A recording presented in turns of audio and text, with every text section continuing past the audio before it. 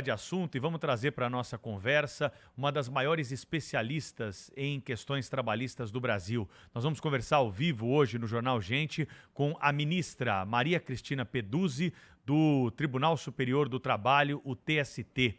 A ministra já comandou o TST, hoje compõe o colegiado de decisões a respeito da Justiça do Trabalho do Brasil. Ministra, muito bom dia para a senhora, seja muito bem-vinda aqui à Rádio Bandeirantes, ao Band News TV, ao Jornal Gente, para conversar conosco e também com os nossos ouvintes e assinantes. Eu queria começar puxando o nosso papo aqui pelas novas relações de trabalho. O Tribunal Superior do Trabalho tem competência para julgar essas novas relações de trabalho? Como que o tribunal tem se comportado a respeito dessa demanda na Justiça do Trabalho? Muito bom dia para a senhora. Bom dia, Cláudio. Bom dia, Pedro. Muito obrigada pelo convite. De acordo com a Constituição da República, a competência da Justiça do Trabalho é para julgar, né, relações de trabalho. E segundo o entendimento, né, consolidado pelo Supremo Tribunal Federal, ficam fora desse escopo as relações de direito administrativo, de direito previdenciário, de direito civil, de direito comercial.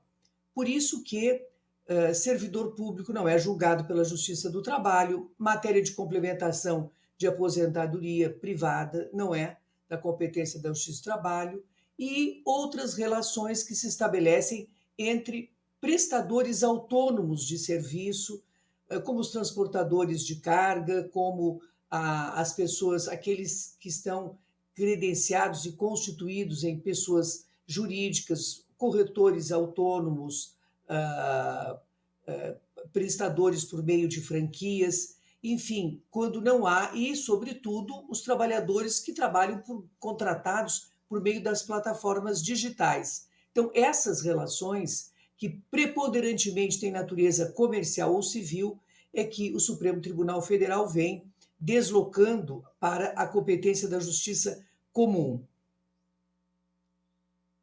Ministra, muito bom dia, bem-vindo aqui ao nosso programa, é uma honra mesmo tê-la aqui conosco. Eu queria saber o seguinte, há no âmbito da Justiça do Trabalho, incluindo no TST, no próprio Tribunal Superior do Trabalho, há acusações frequentes de ativismo político, de ativismo ideológico de magistrados, né? Que frequentemente, inclusive, confrontam decisões do Supremo Tribunal Federal sobre os mesmos temas, né? Há uma ou duas turmas no TST que contrariam decisões do Supremo Tribunal Federal, por exemplo, o entendimento do Supremo sobre essas novas tecnologias, né? Enfim, que consagram a liberdade econômica preconizada na Constituição. É um tema, de fato, que preocupa a Justiça do Trabalho, o TST, essa questão do ativismo? Veja, o que eu tenho observado é que o Supremo Tribunal Federal, em particular, tem captado, né, os impactos do desenvolvimento tecnológico nas relações de trabalho e o surgimento de novos tipos, né, de trabalhadores que demandam uma proteção legal além da CLT, né, que não estão desprotegidos. Os direitos civilizatórios sempre devem ser assegurados a todos, mas nem sempre é a CLT a forma de proteção hoje para estes novos trabalhadores, em especial nas relações que se estabelecem por meio das plataformas digitais. E a dificuldade da Justiça do Trabalho tem sido, por meio, né, não da sua totalidade, mas algumas turmas do TST, algumas turmas dos Tribunais Regionais do Trabalho, da mesma forma do primeiro grau, para compreenderem essa situação. E o que se identifica, de fato, é que o Supremo Tribunal Federal estabelece um paradigma e, muitas vezes, um chamado distinguish ou distinção vem acarretando a não aplicação desse paradigma, que é o que se identifica de forma assim, muito fácil de compreender em relação à terceirização. O Supremo Tribunal Federal, pelo tema 725, afirmou a legalidade e a legitimidade dessa forma, né, de descentralização produtiva, contratar por meio do sistema da terceirização. E algumas turmas, realmente, do tribunal, entendem que não se aplica a jurisprudência do Supremo se identificar no caso concreto, uma relação direta entre o trabalhador e o tomador de serviços. Então, isso é o que se chama de ativismo. É porque não se cumpre a pretexto, digamos, de uma distinção, que, na verdade, é um procedimento da distinção extraordinário, né? Mas não ordinário, como vem ocorrendo. É difícil, viu, ministra, para a gente aqui explicar para o ouvinte, para o assinante, como que a mesma lei pode ter interpretações para casos idênticos de forma diferente pelo Supremo Tribunal Federal e pelo TST. Vez por outra, a gente se depara aqui num dia com uma notícia. A Justiça reconhece o vínculo empregatício entre trabalhadores de empresa por aplicativo com a empresa. No outro dia, a Justiça não admite o vínculo nas relações de trabalho do trabalhador, do entregador com a empresa de aplicativo. É muito complicado a gente entender o que está se passando, né? E as pessoas que estão demandando dessa forma, e as empresas que estão sendo demandadas, elas ficam aí numa roleta, né? Num cassino para saber onde vai cair esse processo e qual vai ser a decisão. Como é que nós vamos uniformizar isso? Como é que a gente vai dar mais segurança jurídica?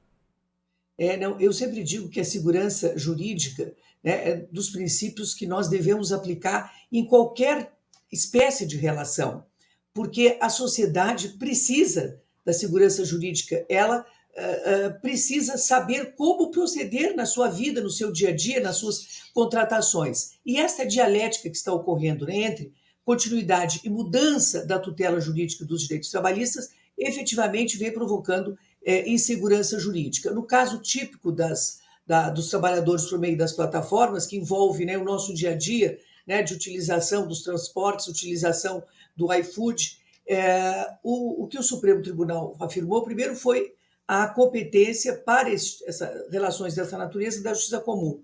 E vem afirmando a inexistência do vínculo de emprego, como efetivamente ocorre.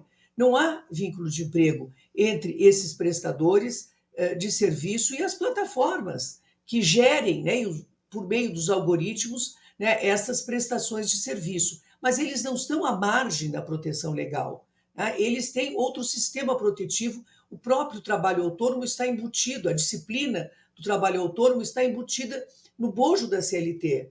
Ela sempre esteve no Código Civil, hoje está dentro da CLT. Então, ele tem direitos decorrentes da lei, direitos previdenciários, durante a prestação de serviços e após, né, quando cessa, né, direitos previdenciários, e eles têm, sobretudo, direitos contratuais, coletivos ou individuais. Hoje, digamos, o bojo desses direitos é estabelecido, inclusive, por meio de convenções, de acordos, para todos que trabalham nas mesmas condições. Por isso que não está o trabalhador à margem de proteção legal pelo fato de não estar sendo regido pela CLT. É uma nova forma de prestar o trabalho que não está inserido dentro dos pressupostos dos artigos 2º e 3º da CLT, que definem, né, o vínculo de emprego. Não há subordinação, o trabalhador, todos sabem, é dono do seu tempo, ele pode desligar o aplicativo e não prestar serviços quando não puder fazê-lo ou não quiser fazê-lo. Ele é que vai, muitas vezes, até exercer esse trabalho simultaneamente com outro que ele tem até com carteira assinada, nas horas em que tem disponibilidade. Então, é uma modalidade, como todos sabemos, não cabe aqui entrar nesse detalhe de ordem técnica, mas todos sabemos que não há um vínculo de subordinação jurídica de emprego, há um vínculo de subordinação, lógico, negocial, civil, comercial, porque qualquer contrato tem que ter regras, mas não significa isso que existe uma subordinação, não é mesmo? Então, esta é uma questão que envolve, sem dúvida, o tema da segurança jurídica e do ativismo. Ministra, tudo se resume à CLT, né? A gente viu no governo de Michel Temer uma iniciativa que, digamos assim, abriram as portas da esperança de modernização da legislação trabalhista no Brasil. Introduziu-se ali, ou foram introduzidas algumas modificações muito animadoras, assim, mas desde então tem havido grande resistência desse ativismo na Justiça do Trabalho e também em outros setores, sindicatos, partidos de esquerda, o atual governo, etc. E aí a gente vê, certa vez, não faz muito tempo, eu conversando com um amigo sobre essas relações de trabalho, comparando, por exemplo, com o que há nos Estados Unidos, né? São relações completamente descomplicadas de trabalho, que favorece muito o emprego, e essa pessoa diz, mas no Brasil os trabalhadores têm a proteção da CLT. E é curioso porque a gente não vê nenhum esforço de trabalhadores norte-americanos de vir para o Brasil porque aqui tem CLT. Muito o contrário, né? O que a gente assiste é uma onda, né, incessante de pessoas, de brasileiros, buscando oportunidade de trabalho nos Estados Unidos, onde não existe CLT. Eu queria saber da senhora exatamente com a sua experiência, o seu saber jurídico incrível sobre a legislação trabalhista brasileira. Não está na hora dessa CLT, eu não digo ser revogada, mas assim, vir para os tempos atuais, né, uma lei que está em vigor já desde meados do século passado, né? Não está na hora disso ser modernizado para valer, ministro, para favorecer mesmo a geração de empregos no Brasil? Veja que lei e modernização vem sendo atualização legislativa justamente com vistas à modernização, é o que não nos falta. A Constituição de 88 já valorizava a negociação coletiva, que é o que ocorre nos Estados Unidos, né? Lá não existe uma disciplina legal como a nossa, absorvente, né, de todas as situações, de muitas situações. Lá prevalece a negociado. E a Constituição já estabeleceu esta premissa. A reforma trabalhista de 2017 veio acentuar de forma vigorosa a importância da negociação coletiva e a prevalência do que as partes entendem que convém para elas e que elas produzem uma lei, portanto, para reger as suas relações, a prevalência sobre o legislado. Nós temos um instrumento legal. O que nós precisamos é cumprir essas disposições. É a valorização do sindicato maduro e negociando com o sindicato patronal, os sindicatos trabalhadores, as condições para reger as especiais daquelas determinadas categorias. Eu vou além, acho que não necessariamente empregado e empregador, nós temos que compreender o tema da negociação coletiva de forma mais ampla possível, inclusive abrangendo essas novas categorias que têm sistemas protetivos diversos que não o da CLT. Agora, que há realmente necessidade de ainda modernizar mais a legislação para contemplar especificamente e disciplinar essas novas formas de relações digitais, tecnológicas, sem dúvida, e há projetos de lei nesse sentido já em tramitação. Nós estamos conversando... Pois não, ministra. Produz segurança jurídica, né? Essa Segurança normatização. jurídica, exatamente, né? Tema central aqui do nosso papo com a ministra Maria Cristina Peduzzi, que é ministra do Tribunal Superior do Trabalho. Vamos falar um pouquinho sobre greve, porque recentemente nós tivemos paralisações no transporte público aqui em São Paulo, uma greve absolutamente política, né? Por conta de discordância a respeito de um projeto de concessão do serviço do transporte público de São Paulo para iniciativa privada. E aí surgiu a dúvida: greve política é uma greve abusiva? É uma greve ilegal? O que a senhora pode esclarecer para nós? Como que a legislação brasileira trata desse assunto? Sim, a greve política é uma greve abusiva. A legislação brasileira, que regula o exercício do direito de greve como um dever, como um direito, ela estabelece 3 requisitos, digamos, básicos, formais, para a sua realização.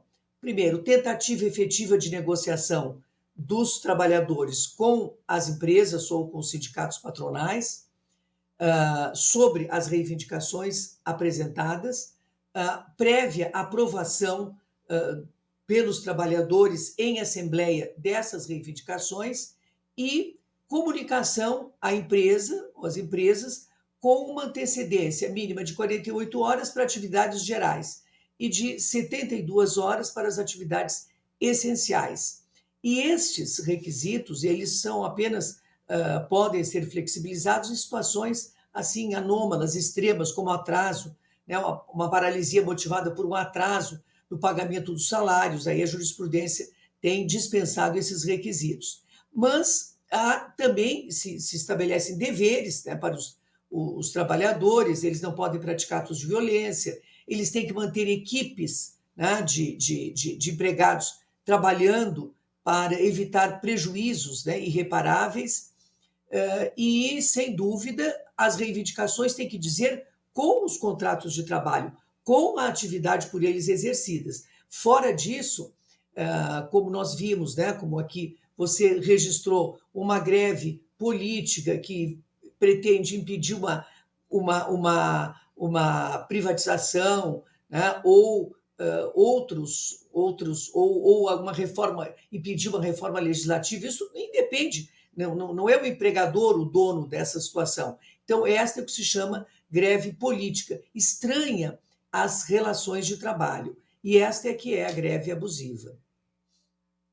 Ministra, mais cedo nós divulgamos aqui uma confusão danada na eleição de um sindicato de cobradores e motoristas na cidade de São Paulo, que tem um grande número de afiliados com a receita espetacular, e aí grupos, inclusive criminosos, ficam ali tentando assumir o controle do sindicato.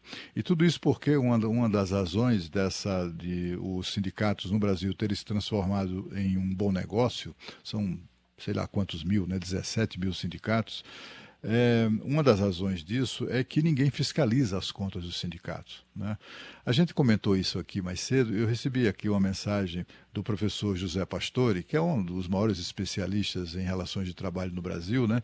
E ele dizendo que o maior absurdo é o artigo 8º da Constituição, que impede a ação do poder público para avaliar as contas dos sindicatos, né? E ele diz assim, só no Brasil. A senhora acha que esse tipo de dispositivo constitucional não deveria ser removido da Constituição? Porque, afinal de contas, como podem os sindicatos enfim, manipularem tantos recursos, né? Sindicatos gigantescos, são milhões e milhões, dezenas de milhões de reais que eles administram, muitas fortunas têm sido geradas em torno disso, de dirigentes sindicais, né? Tudo porque simplesmente a Constituição proíbe o poder público de fiscalizar ou de pelo menos auditar as contas dos sindicatos. A senhora defende alterações dessa área? Eu diria que nós temos um artigo, que é o artigo 5º, inciso 35, que sempre garante aquele que se sentir lesado acesso ao Poder Judiciário. O Poder Judiciário, ele pode, se for acionado, ele pode exercer a jurisdição sobre toda e qualquer questão que lhe seja submetida ao exame e ao julgamento. Então, eu diria que estaria mitigada, digamos, esta disciplina por força desse dispositivo maior. Qualquer lesado, qualquer pessoa que se sinta lesada, pode ir a juízo e requerer que se intervenha por meio da decisão em uma situação ilícita. Então, há legitimados que podem pretender exercer e podem não só pretender, que estão legitimados a exercer esta fiscalização e requerer ao Poder Judiciário que assim se proceda. Ministra Maria Cristina Peduzzi, do Tribunal Superior do Trabalho, muito obrigado pela entrevista ao vivo, esclarecer esses pontos aí para nós e conversar com os ouvintes aqui da Bandeirantes nesta manhã. Grande abraço para a senhora e até uma próxima. Eu que agradeço, muito obrigada, um abraço. Muito obrigado.